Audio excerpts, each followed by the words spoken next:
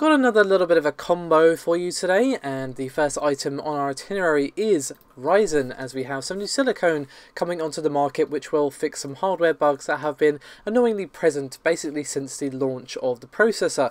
So basically this updated version of Ryzen will be released and will iron out some of the bugs that again have been hanging around since the launch. So if perhaps you bought your processor before mid-June, so roughly around the 25th week of the year, it had a bug, among others, which would very rarely cause Linux to crash, assuming you hammered the system. Now, Paul did do a video on this, so if you want more details, perhaps you are yourself a Linux user or you're just curious, I will include the link to it in the description below this video.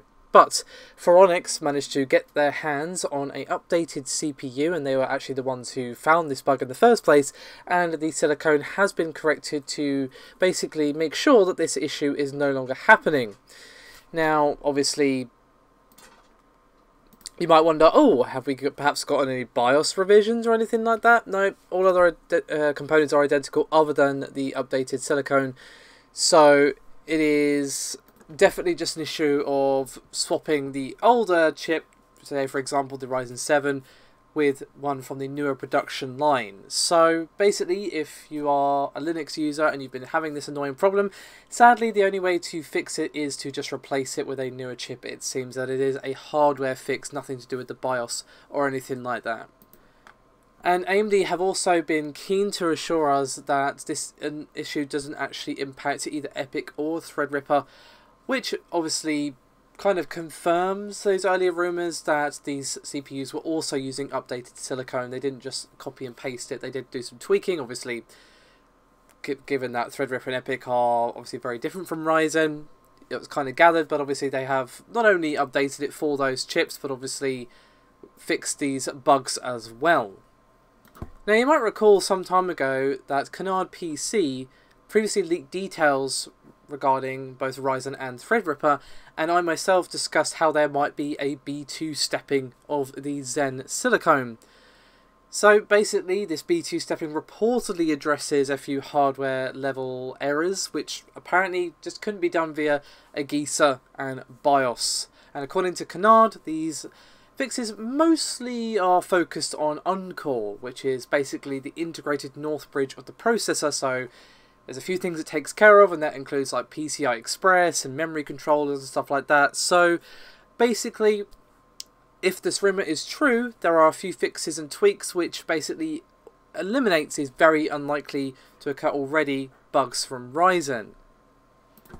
So if perhaps you had heard of these issues and wanted to wait because you were yourself a Linux user, or you just heard the rumours of the B2 stepping and wanted to get yourself an updated silicone, because why wouldn't you, then basically it seems that if again these rumours are true, these issues have mostly been corrected.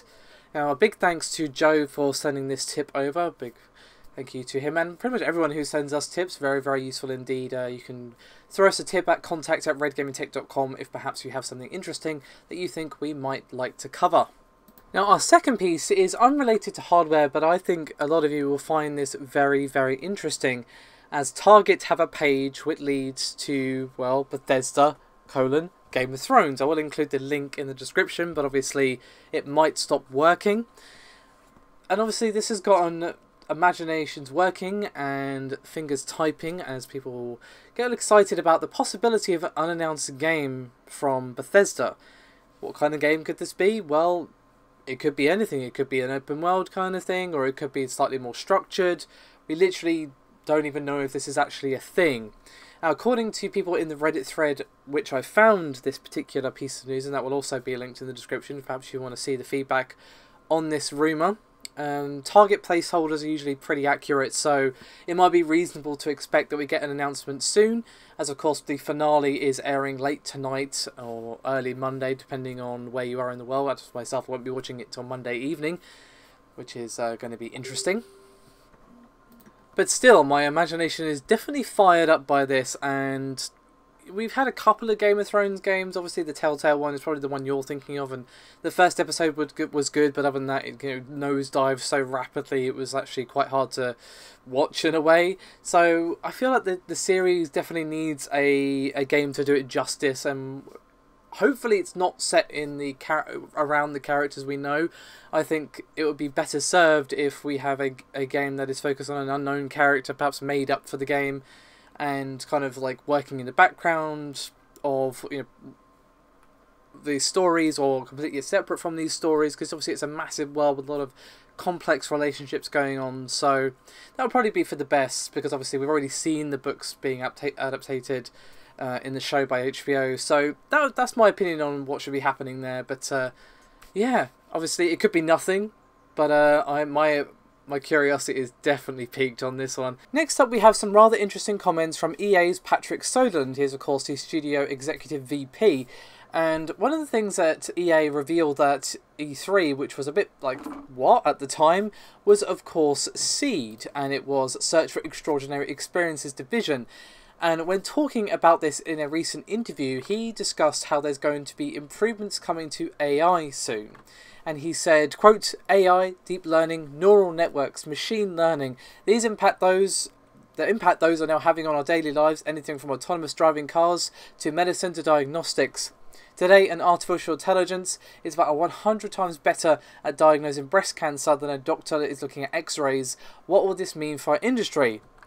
A very interesting question. You know, AI has definitely come a long, long way. I mean, one of the things that can really bring a game down is, of course, dumb AI. And despite the fact that AI has been pretty solid for a lot of people, Patrick is of the opinion that actually it's a lot of work to be done, and there probably is in his expert opinion. As he says, quote, AI in games in general as horrible. As designers, we always try and mask how poor the AI is by having these scripted moments. It's artificial intelligence in its simplest form. That's not okay. For us to have something that learns, that can understand what you're doing and can counter it, that can mimic a human player, that's going to be possible in a very short period of time. That's exciting to me. If we couple that with the capability for rendering, we have an initiative in Seed, which is virtual humans. The first step to just make it appear human, render it and make sure we get the right expressions, animations and feelings out of it. But the second layer is an interactive virtual human. Then that becomes scary, but in a cool way, right? Those are the things that we're now experiencing with AR, VR, deep learning, machine learning, artificial intelligence, virtual humans. If you combine all these things, on top of that you have an online element and a social layer that is training people how to interact with each other. This is where the industry is going. Combine all these things into something and we will create something truly different from what we have today. That's what interests me. So basically, the TLDR of all of that is he believes that AI, as good as we might think it is in a lot of games, has a long, long way to go. And to be fair, when you compare it to something like a self-driving car, you could argue that the AI in games is rather primitive, but obviously that's kind of all we need for the games that we have at the moment. But you could also argue, what kind of experiences could we have in 10, 20 years or whatever, when AI has gotten to a level where you would struggle to tell the difference between a human player and an AI.